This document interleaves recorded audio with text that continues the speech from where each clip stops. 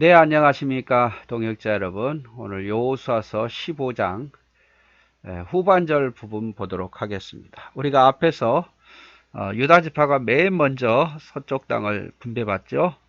그래서 1절부터 12절까지는 유다 지파가 받은 동서남북의 경계 지역을 중심으로 봤고, 오늘은 이제 두 번째로 볼 것은 이제 갈렙이 헤브론을 점령한 일과 또 드빌을 점령한 그 사건에 대해서 기록하고 있고, 20절부터는 이제 62절까지는 유다 지파가 차지한 남방 지역, 또 평지 지역, 산지 지역, 광야 지역을 쭉 이야기를 하고 있습니다. 그리고 예루살렘 성읍만은 정복하지 못했다. 예루살렘 성읍, 여기 예루살렘 이쪽이죠. 요 성읍은 아직 정복하지 못했고, 또 이쪽도 정복 못했어요.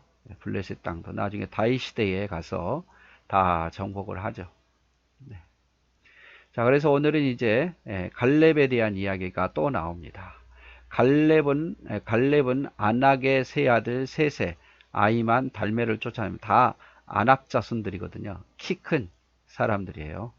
헤브론에 이들을 쫓아내고 또 밑에 있는 드빌까지, 헤브론을 차지하고 요 있는 드빌까지 차지하려고 내 딸 악사를 줄 테니까 누가 용기 있는 자가 이 땅을 차지해라, 이렇게 말을 하게 되죠. 그 내용을 한번 보도록 할까요? 자, 13절. 여호와께서 여호수아에게 명령하신 대로 여호수아가 기랏 아르바 곧 헤브론을 유다 자손 중에서 분깃으로 여분네 아들 갈렙에게 주었으니 아르바는 안악의 아버지였더라.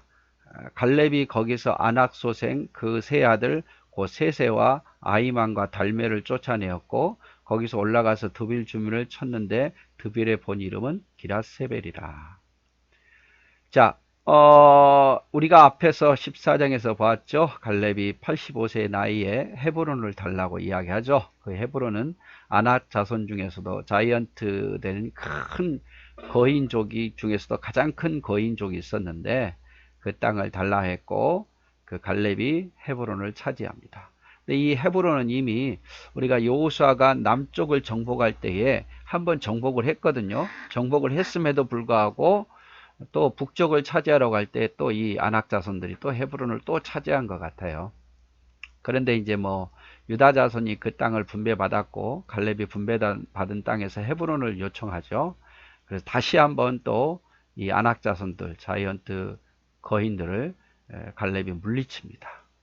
그리고 드빌도 치긴 쳤습니다만 온전히 다 정복하지는 못한 것 같아요. 그래서 갈렙이 말하기를 기랏세벨을 쳐서 그것을 점령하는 자에게는 내가 악사를 아내로 주리라 하였더니, 갈렙의 아우 그나스의 아들 운니엘이 그것을 점령함으로 갈렙이 자기 딸 악사를 그에게 아내로 주었더라. 자, 드빌 여기 있죠. 헤브론이 여기 있고 드빌이 있고, 이 드빌 지역이 여하셀인데 이쪽 지역까지 다 정복하고 싶은 거예요. 그래서 내 딸을 줄 테니까 용기 있는 자가 가서 치라고 이야기를 하죠. 치라고 이야기를 해요. 치라고 이야기를 하니까 갈렙의 아우, 그나스의 아들. 그러니까 갈렙의 아우의 이름이 그나스고 그 아들을 온니엘인가, 조카죠. 조카가 점령함으로 자기 딸을 주었다. 뭐 지금으로서는 사촌끼리 서로 결혼할 수는 없겠지만, 그 당시에 이렇게 친족끼리 같은 집밥끼리 결혼한 일이 흔한 일이었기 때문에 별 문제가 되지 않았지요. 그래서 그 땅을 온니엘이 차지했고 자기 딸을 줍니다. 나중에 보면 이게 첫 번째 사사가 되기도 하잖아요. 온니엘이. 자, 악사가 갈렙의 딸이 출가할 때에 그에게 청하여 자기 아버지에게 밭을 구하자 하고 나귀에게 내리매, 갈렙이 그에게 묻되 내가 무엇을 원하느냐 하니 이르되 내게 복을 주소서. 아버지께서 나를 네겝 땅으로 보내시오니 샘물도 내게 주소서 하며 갈렙이 윗샘과 아랫샘을 그에게 주었더라. 자, 악사가 또 요구하죠. 지금 이미 온니엘이 차지한 땅은 그 땅이에요. 자기 온니엘의 땅이 되는 거죠. 기라세벨은. 그런데 그것 외에도 다른 지역의 샘물도 달라고 요청을 합니다. 악사가 딸이. 그래서 갈렙이 그 땅을 줍니다. 갈렙이 그 땅. 우스갯소리로 가장 큰 도적은 자녀들이다 이러듯이 그거까지 요청하니까 주는 거죠. 자, 그 다음에 이제 보면은 이제 21절부터는 쭉 이제 차지한 그 땅을 쭉 이야기를 해요. 그래서 남부의 땅과 지중해 있는 평지와 유다 산지와 유다 광야를 다 이렇게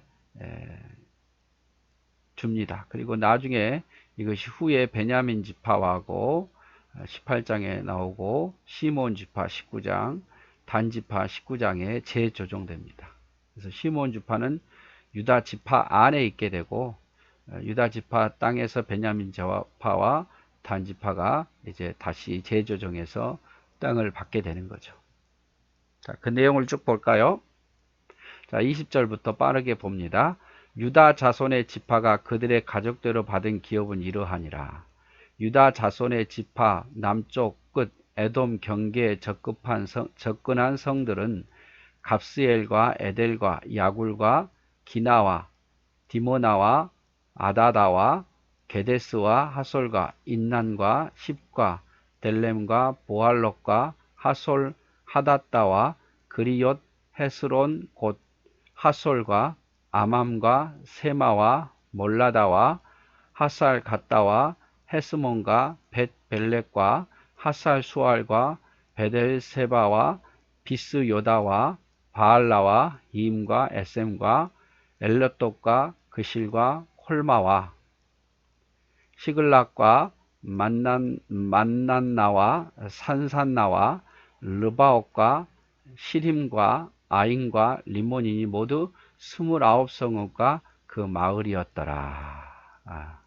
그 마을이었더라. 그래서 32절까지는 남부 지역의 땅을 쭉, 남쪽에 있는 땅을 쭉 기록하고 있고, 이제 지중해에 있는 평지, 맨 처음에는 31절까지 남부 지역의 땅은 요 지역을 이야기하는 거예요. 지중해에 있는 땅은 또 이쪽을 이야기하는 거고,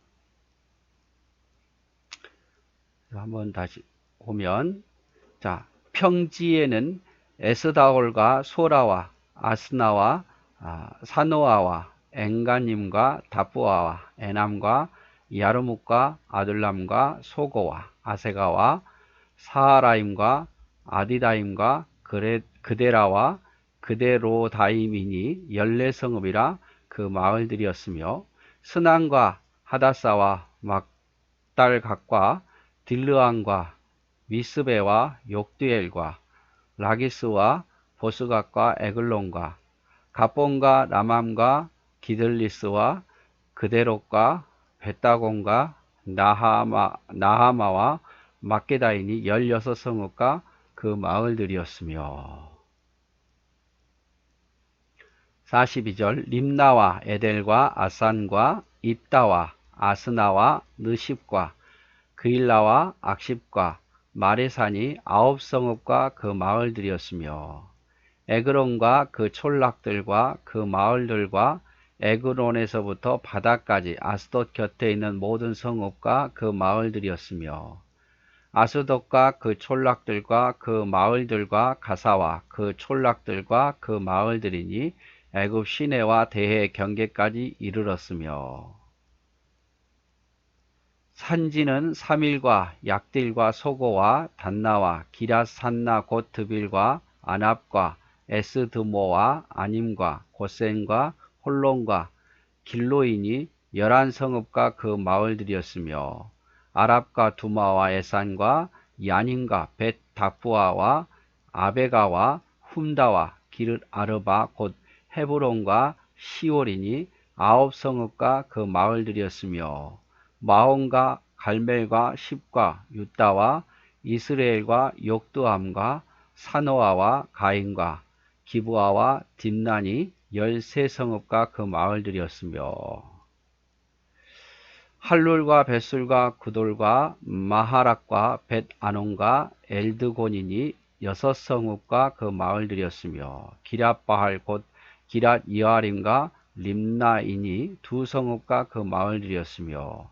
광야에서는 벳아라바와 마띵과 스가가와 닙산과 소금성읍과 엥게디니 6성읍과 그 마을들이었더라. 그래서 예루살렘 주민 여부스 족속을 유다 자손이 쫓아내지 못하였으므로 이 여부스 족속이 오늘까지 유다 자손과 함께 예루살렘에 거주했다라고 표현을 하고 있습니다.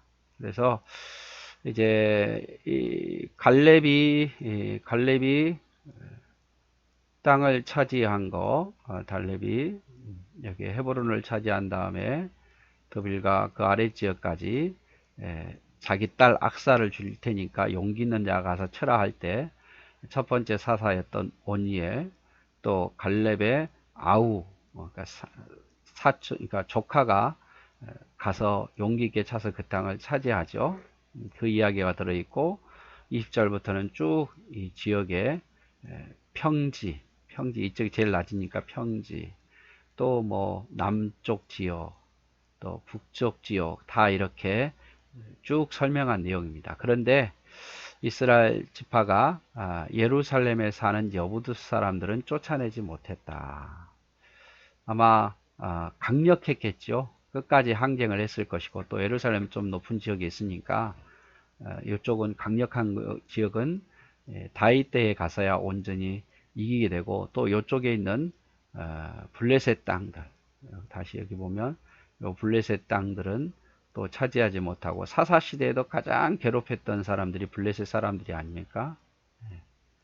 그리고 사울을 가장 괴롭혔던 사람도 블레셋 사람이고 사울이 블레셋 사람에게 의해 죽고 그리고 사무엘 시대도 블레셋 사람들이 가장 괴롭혔고 그리고 이제 다윗 시대에 블레셋을 완전히 물리치죠.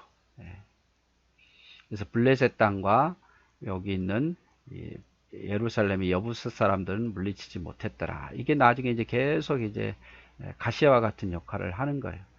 용기 있게 나가야 될 때 나갔어야 되는데 정복할 때 정복해야 했는데 무섭다고 다음에 하자라고 미루다 보니까 이 땅을 결국 차지하지 못하고 이스라엘의 가시와 같은 역할을 합니다. 그래서 하나님께서 기회 줄 때 믿음을 가지고 용기 있게 해야지 우리가 형편되고 나면 다음에 하자라고 하면 그게 오히려 올무가 돼서 나중에 아무것도 못하고 끝나버리는 경우가 너무 많아요. 그래서 기회가 될 때 무서워도 어려워도 감당할 수 있는 사람이 우리가 되었으면 좋겠습니다. 네, 오늘도 수고하셨습니다. 사랑하고 축복합니다.